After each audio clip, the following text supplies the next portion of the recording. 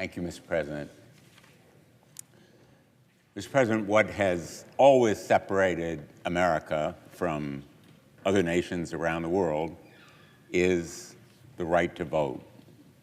It's a right that everybody in this body cherishes, as do the American people. Every person who approaches the ballot box generally has confidence that their votes are going to be counted and their voice will be heard. But as we stand here, this cherished right is coming under attack because in 2026, we can expect a continuation of what is happening in these last 9 months, that the Trump administration is doing everything it can to undermine the confidence in elections and sow distrust in the election process. It's like a spider weaving a web.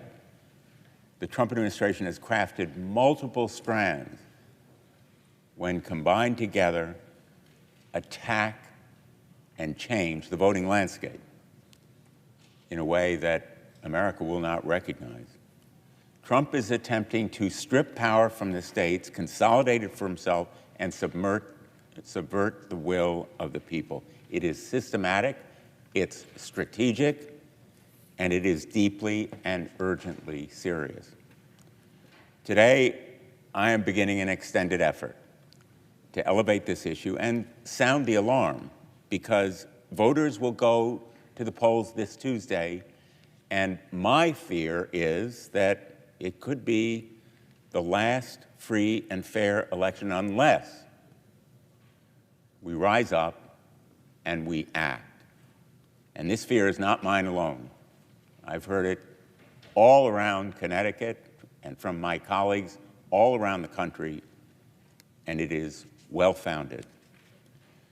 President Trump's crusade of voter suppression and election subversion started on day one of the administration when he pardoned the individuals who participated in the violent attack on the Capitol on January 6th. That January 6th attack was not a protest or even just a riot. It was an assault on the very heart of our democracy in attempting to stop Congress from certifying the results of the 2020 election. The January 6th insurrectionists sought to nullify the votes and shatter the peaceful transfer of power that has characterized our democracy for nearly 250 years. President Trump provided a blanket pardon to the January 6th attackers and thereby endorsed and placed the presidential seal of approval on their actions and their direction and goal of seeking to overturn the will of the people. So it was no accident that these pardons were one of President Trump's very first acts in office. It was an unmistakable signal that his administration would be obsessed with suppressing votes and undermining free and fair elections. And since that very first day in office, President Trump and his administration have been praising and hiring into leadership positions the very people who attempted to subvert our democracy. In fact, just this past month, the White House reportedly hired Kurt Olson, a lawyer who attempted to overturn the 2020 election results, and he's working officially as a special government employee tasked with looking into the 2020 election and current voting machines. But rewriting the history of January 6th was only the beginning of a relentless, purposeful campaign to stoke fear among voters and sow seeds of distrust in American elections. They've employed federal agencies to help do some of the dirty work. In fact, President Trump has weaponized several federal agencies against you, the voters. He's using these agencies as instruments to suppress your vote, the Department of Homeland Security, and the Department of Justice have both taken alarming actions in recent months targeting the vote. At DHS, a senior department leader, Heather Honey, an election denier and conspiracy theorist in her own right, reportedly told state and local election officials that the administration could declare a national emergency based on the claim that the 2020 election was stolen to obtain, quote, additional powers that don't exist right now, end quote, and act without Congress to, quote, mandate that states, end quote, adopt her preferred radical election rules. In addition, the Cybersecurity and Infrastructure Security Agency, known as CISA, a critical agency within DHS that works with state and local officials to protect the security of our elections, has been gutted. CISA has been instrumental in protecting our elections from cyber attacks and threats by foreign and domestic actors. These attacks are growing, not diminishing. I don't have to reveal any classified information for the American people to know that attacks by our adversaries on our election system are an increasing threat. But instead of bolstering CISA, President Trump has placed on administrative leave or reassigned nearly all of its election experts. In their place, President Trump has installed inexperienced political activists who sought to overturn the results of the 2020 elections. Marcy McCarthy, named Director of Public Affairs at CISA, was responsible for spreading false claims about faulty voting machines in Georgia. This past July, Sean Planky, the nominee to head CISA, refused to answer me when I asked him in a hearing if he believed that the 2020 election was stolen. President Trump has chosen to attack CISA officials. In April, President Trump issued an executive order directing the Department of Justice and DHS to investigate Chris Krebs, the former head of CISA, calling him a, quote, bad faith actor who, quote, weaponized and abused his authority. All because Krebs refused to lie and say Trump's 2020 election was rigged. And because Krebs said there was no evidence in 2020 that, quote, any voting system deleted or lost votes, changed votes, or was in any way compromised, he was attacked. And that executive order asked DHS to target him. At the same time, President Trump has dismantled CISA's election security programs, including by terminating initiatives that monitor foreign disinformation and cutting the funding of systems that detect, deter, and alert states and localities about cyber and physical attacks on election infrastructure. This dismantling of CISA is fundamental and deeply alarming. But at the Department of Justice, things are no better. President Trump took an axe to the Department of Justice's voting section within the Civil Rights Division. That historic section established and served to protect and uplift the vote. First, he decimated the voting section's staff. In January, it was estimated that the section had 30 attorneys on staff to enforce voting rights laws. Today, it's 3. Then he decimated its mission, transforming the section from a bulwark against voting suppression into its opposite, a mechanism to suppress voters and stoke fears of voter fraud.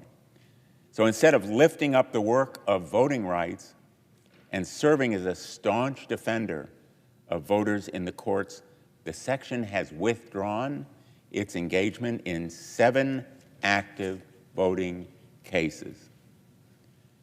Where it does remain involved in redistricting cases such as Louisiana versus Calais, it has taken a sudden and staunch anti-voter stance. The Department of Justice has decided to make a mockery of poll monitoring as well. The Trump DOJ will now use poll monitoring, which began as an effort to secure minorities' vote when they were denied it following passage of the Voting Rights Act, to potentially intimidate and surveil voters and officials alike at polling sites in California and New Jersey. He's doing it at the request of the Republican Party officials in those states ahead of the November 4th elections. Those anti-voter campaigns are coupled with efforts to distort the electoral maps. Since President Trump took office, he has pressured Republican state legislators to ignore the will of their voters and effectively elect representatives through extreme and unabashedly partisan gerrymandering. This flagrantly abusive redistricting occurred in states like Texas, representing a top-down campaign directed by President Trump to eradicate as many congressional districts as possible that could conceivably elect a Democrat. For example, the new Texas redistricting seeks to gift Republicans 80% of its House seats in a state where Democrats routinely receive between 40 and 50% of the vote in congressional districts. It's plainly a move designed to target minority voters. The same playbook follows in Missouri and North Carolina. These are the actions of desperate politicians. Desperate because they know how deeply unpopular their policies are with voters, policies of stripping people of their health care, cutting taxes for the rich, and sending the military into American streets. Instead of changing those policies to win over voters, the Trump administration is seeking to disenfranchise the voters, suppress votes, and rig these elections by shamelessly moving voters to new districts.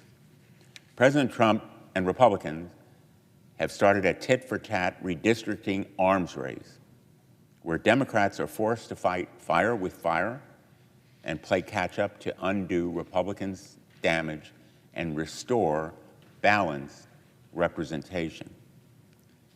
And the ones who suffer are the voters. Their voices are ignored and often silenced by frightened partisan politicians. But it isn't just the voters who are undermined. It's our states as well.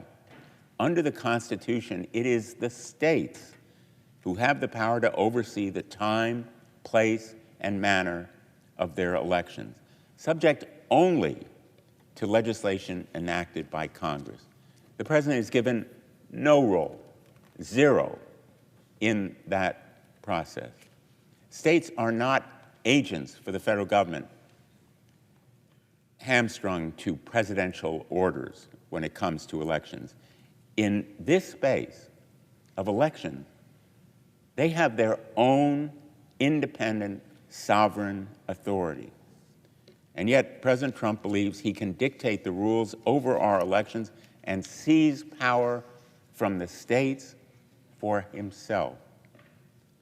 And he sought to do it in a number of important ways that ought to concern this body especially, because we represent our states. Foremost among his tactics, he wants to supplant states in determining the means, methods, and mechanisms for placing our votes. Those mechanisms vary. For example, some states use more mail-in voting than others, and states don't always have the same approach to early voting. Rather than the states making those calls, he wants to be Big Brother himself, watching how elections must run, dictating how it's done. The DOJ has already unsuccessfully sought access to voting machines in Missouri, sending a request to, quote, access, physically inspect, and perhaps take physical custody of election equipment used in the 2020 November general election, end quote. In March 2025, President Trump issued an executive order, another executive order, that attempted to mandate that the independent bipartisan Election Assistance Commission rescind all previous certifications of voting equipment and recertify systems under amended guidelines. That order is currently being challenged in court. It is plainly unlawful, it's reckless, and it is unfair to the states. And it is a false solution in search of a problem that doesn't exist. President Trump has called voting machines, quote, highly inaccurate, very expensive, and seriously controversial, end quote. There's zero evidence, zero, to support these claims. It's all just a pretext to insert federal control over states' rights. States do have rights, and President Trump is trying to override them roughshod. His tactics are similar with mail-in ballots. In the 2024 election, nearly 1/3 of Americans voted by mail.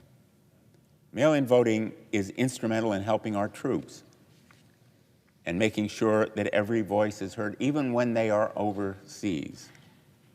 President Trump has stated that he wants to, quote, lead a movement to get rid of mail-in voting, and he posted this past week on social media, quote, no mail-in or early voting, end quote. He's assigned lawyers to craft another executive order to stop it. The irony is not lost on anyone that President Trump himself voted by mail in the 2020 election when he cast his ballot in Florida. In some states, such as Oregon and Washington, mail-in ballots are the primary mechanism used by voters.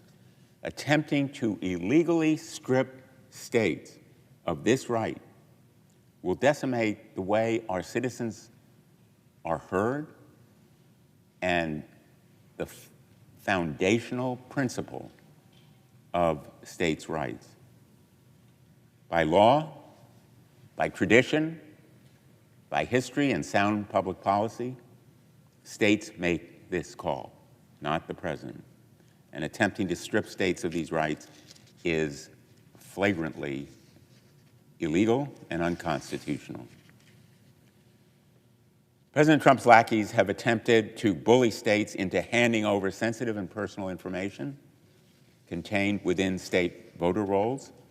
DOJ has requested information or meetings about election administration from states and has demanded 40 states provide their full voter registration lists.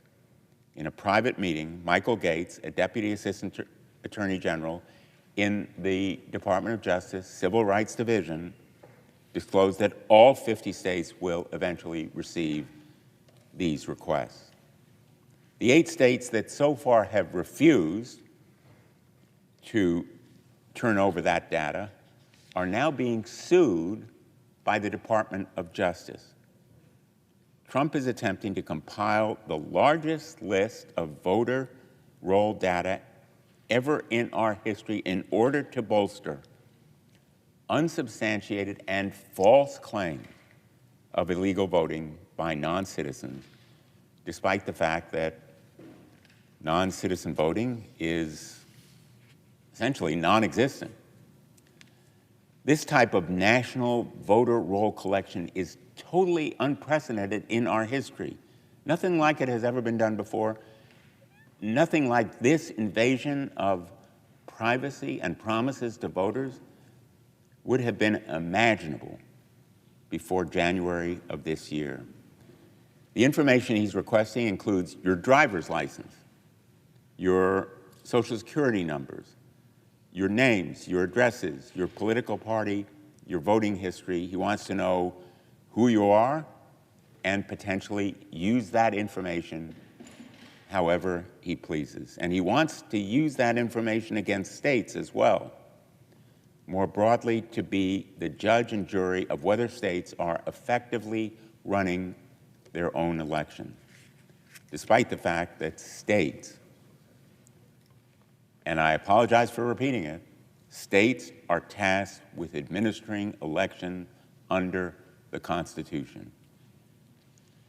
In case Trump's DOJ can't dismantle elections using all of these malign tactics, the administration is also targeting election officials who seek to run efficient, fair, honest elections and to calculate and certify election results in a nonpartisan way. They are at work in every election. Everybody in this body knows what they do and knows how important they are to free and fair elections. President Trump's DOJ has a new weaponization working group with a focus on targeting election officials as a result of supposedly widespread voter fraud. It's the product of fevered imagination. The Department of Justice is also exploring whether they can bring criminal charges against state and local officials if they believe that those officials have not adequately safeguarded their computer systems from harm, despite gutting CISA, the very agent tasked with assisting them in safeguarding their computers and software. To instill fear in election workers, the administration is doing everything it can to signal that it will punish anyone who doesn't bow to them.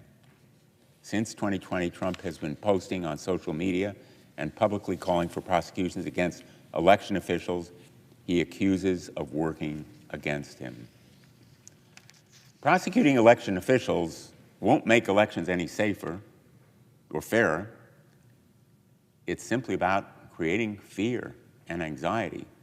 It will lead to an exodus of individuals. It already has begun that we need to rely on to run our elections. The fear-mongering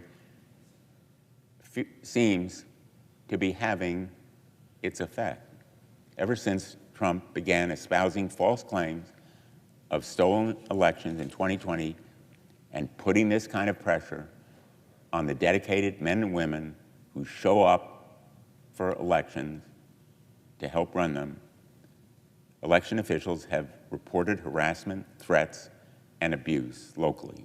Election officials with institutional knowledge of how local systems run and who are imperative to registering voters and maintaining voter processes are leaving their roles at an alarming rate. The turnover was especially pronounced in large jurisdictions where the Trump campaign focused its misinformation campaign around 2020 elections. Now, each of these individual actions of anti-election assault is serious and significant, but each action needs to be seen together as something deeper and broader. It is the sum and substance of totalitarianism. Not at some distant point in the future, not a vague storm cloud on the horizon, but the destruction of democracy here and now. As we approach our democracy's 250th anniversary, we can't afford the luxury of defeatism or despair or complacency. We need to join together, sound the alarm across differences of political party, geography, financial interests, personal background, and all the rest. Join in this body. Come together because we have a common interest in making sure that elections are free and fair. And more than words, we need action. Your action as voters, registering to vote and enabling others to do so, volunteering to work at the polls and supporting election officials and administrators, contributing to organizations that defend voting rights in court, demanding that public officials unite against the sabotage of our democracy, uniting at rallies, town halls, and every other forum available to make your voice known. I'll be reaching out to colleagues on both sides of the aisle, coming to the floor, and reaching out to the American people. Just as we threw off the yoke of monarchy 2.5 centuries ago, the American people still have the power to determine their own future. They still have the courage to make good trouble, as John Lewis, the historic voting champion, famously said. And most of all, the American people have the will and fortitude to stand up to this assault. Thank you, Mr. President. I yield the floor.